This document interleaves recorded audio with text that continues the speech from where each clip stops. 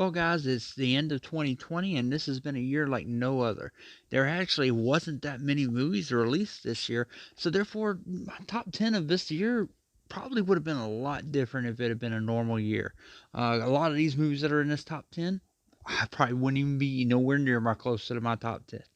So, without further ado, my top 10 of 2020. Keep in mind that when I do my top 10, it's usually on the replayability of the movie instead of actually maybe how good the movie is. So, it just depends on how often will I go back and revisit it. But here it is, guys. All right, so coming in at number 10 is Wonder Woman 84, and I'm going to tell you right now, there's not a lot of good about this movie, but one of the highlights I liked about the movie was Christina Wigg's portrayal of. I liked her whole story, even though it was kind of rip off of Batman Returns as Michelle Pfeiffer's Catwoman. I liked her transformation into Cheetah, even though we only got it for 5 fucking minutes. But it's that's the only part that would make me want to rewatch this movie. But that's why it's way down the list. Coming in at number 9 is The Invisible Man. Now, this was a great thriller movie. It was definitely really shot very well.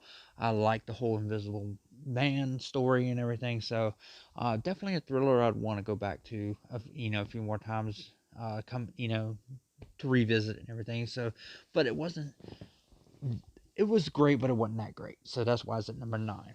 Coming in at number 8 is Pixar's Soul. And to be honest with you, I wasn't really wanting to watch this movie when I first seen the trailers and everything. But a lot of good word of mouth said it was really a good movie. And it is. Very heartwarming. Very, if you like music, you like jazz. And just, it reminded me of Inside Out.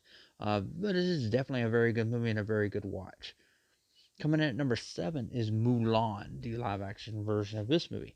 Now, I never watched the cartoon. I still have yet to watch the cartoon. But this movie has made me want to watch the cartoon. This movie took a more serious tone compared to the cartoon. It wasn't as funny. It was very serious. And I actually enjoyed this movie. It was definitely one I would definitely go back and watch again. It was that good. I love the cinematography of the movie. And the acting and everything was great. I liked it. Coming at number 6 was a movie that surprised me this year was The Hunt. I wasn't also looking forward to this movie either, but the way 2020 went, well, you ain't got many options. But this movie right here was actually pretty good. It did surprise me from beginning to end, and definitely action packed. Uh, it was great. Definitely give it a watch. Coming at number 5 was Bloodshot. Now I'm not a big Vin Diesel fan. But this movie right here, I was mad about it, and it probably would have been lower on the list depending on the movies that would have came out. But I think number 5 for Bloodshot was actually pretty good. I liked the story, I liked the action in it. It was a good story. It's basically one of those movies that you just shut your mind off and have fun with. And so therefore, in that case, I'll be revisiting this one. Coming at number 4 is New Mutants. Now, this was definitely a different take on comic book movies. It was a more horror based one. But the thing was, it wasn't too horror, and you could see where they were going with it. With the X-Men movies and everything. But of course, we'll never get another one of these or anything like that, more than likely. So just enjoy it for what it is. And that's kind of what I did. I enjoyed it for what it was, and it was good. It was decent. I definitely will definitely rewatch this more and more as it comes out. Coming at number 3 is Sonic the Hedgehog, which I cannot believe is so high on my list. But I am a big Jim Carrey fan, and I love Jim Carrey in this movie, and he did a great job. My son loves this movie. This is a movie I can watch with my son and enjoy. Um, Actually, and I liked Sonic back in the day.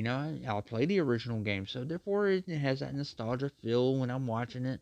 And it's great. I can't wait to see what the sequel has to offer for us.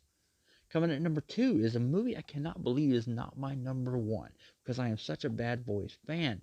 But Bad Boys for Life was a great movie, and it just took me back to the original one, and this one especially with the music and everything. But the thing is, it was a great movie. I just love to see these two guys back on the screen together again, and I love a good comedy with buddy cops and everything, and it's got the action, it's got the comedy, it's great.